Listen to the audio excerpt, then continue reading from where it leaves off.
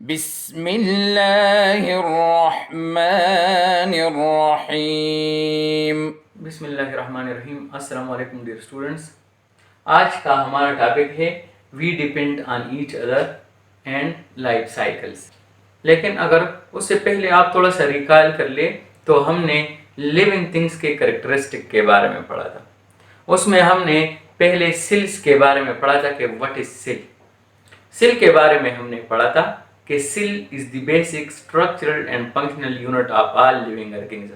जितने सारे living organism है वो एक स्मॉल यूनिट से बने हुए हैं, जिसको हम क्या कहते हैं, जिसको हम सेल कहते हैं। जिस तरह हमने पढ़ा था, देखे अगर आप अपने इस क्लास को देखें, अपने इस कमरे को देखें तो ये ईंटों से बना हुआ है।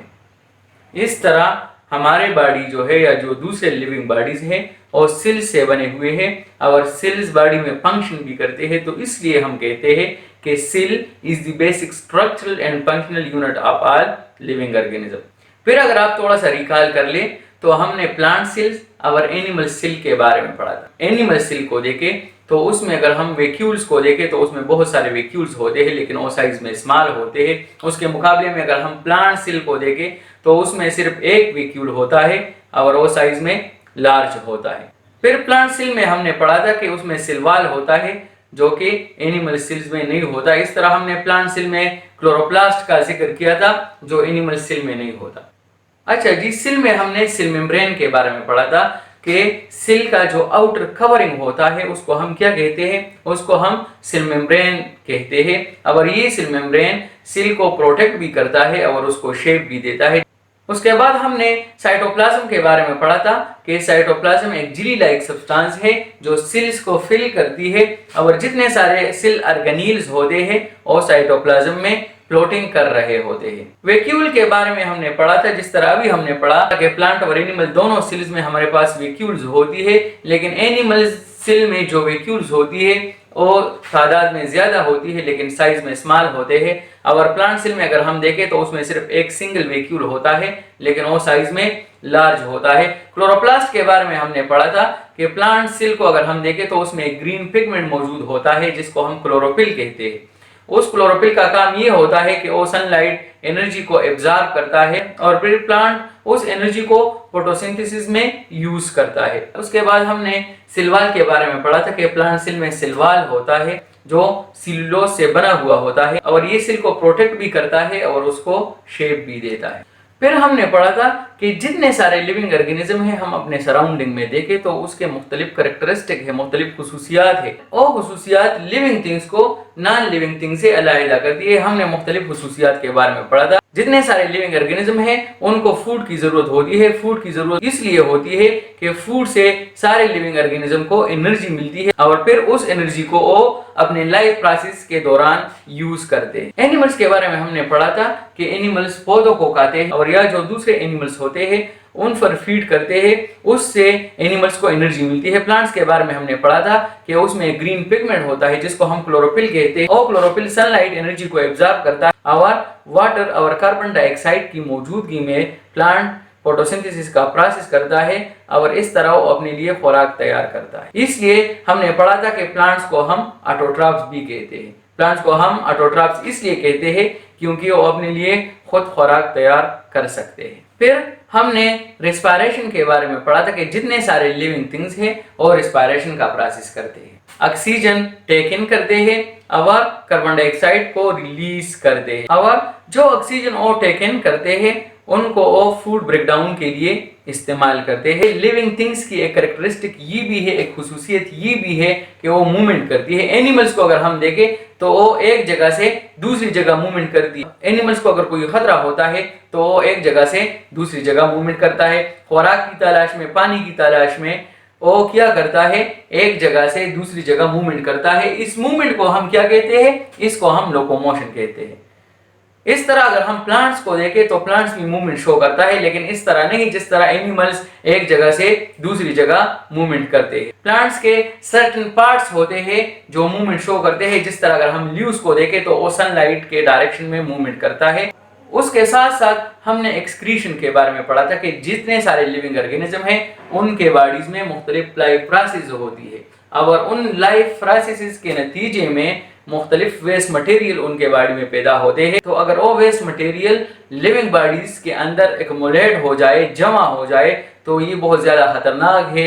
उनके जितने सारे सिस्टम है, जितने सारे बॉडी पार्ट्स है, जितने सारे ऑर्गन्स है, वो नाकारा हो सकते हैं। इसलिए उन वेस्ट मटेरियल का बॉडी से निकलना बहुत ज़्यादा ज़रूरी होता है। तो लाइफोसिस के नतीजे में जितने सारे वेस्ट मटेरियल बनते हैं बॉडी में, और जब बॉडी से रिमूव हो जाते हैं, उसको हम क्या कहते हैं? उसको हम एक्सक्रीशन कहते हैं। आज का हमारा टॉपिक है we depend on each other. हम एक दूसरे पर डिपेंड करते हैं। किस तरह? देखिए, all living things need water, air, food, minerals and light etcetera. जितने सारे लिविंग थिंग्स हैं उनको हवा की ज़रूरत होती है, वाटर की ज़रूरत होती है, मिनरल्स की ज़रूरत होती है, लाइट की ज़रूरत होती है, फूड की ज़रूरत होती है।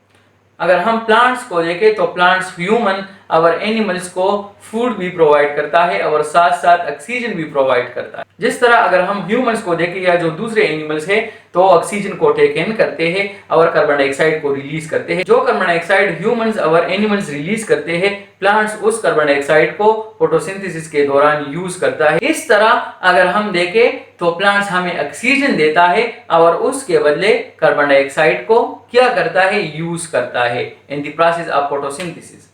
देखिए, फिर से सुने, आज का हमारा टॉपिक है we depend on each other.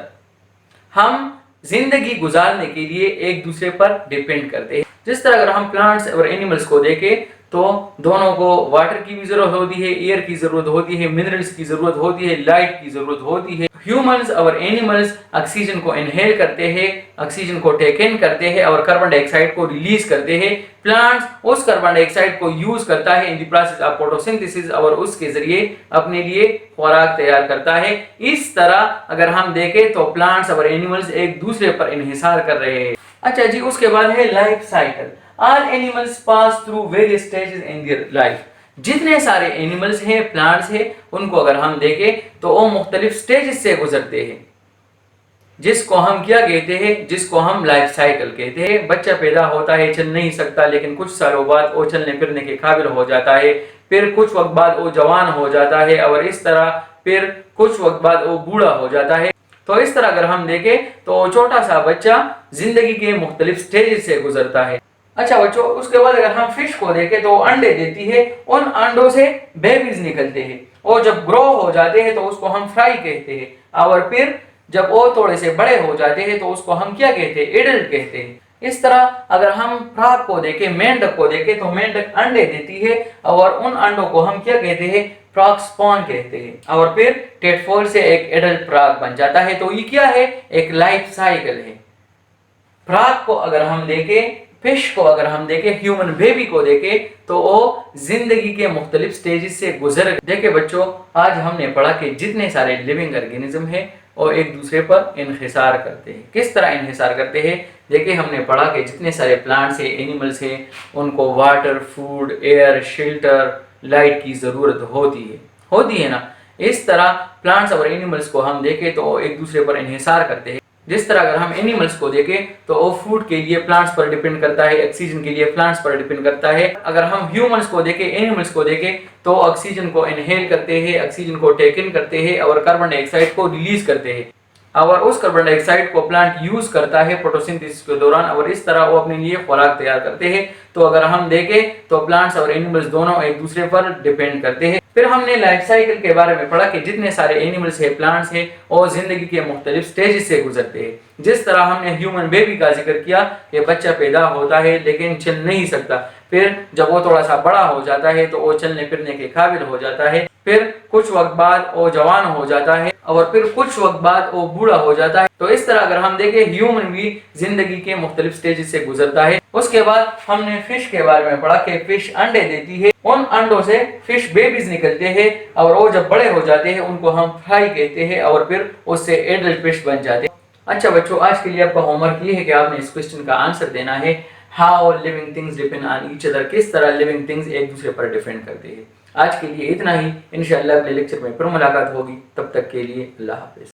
अल्लाहुम्मा अन्फ़अना बिमा अल्लमतना وعلمنا ما ينفعنا وزدنا علما.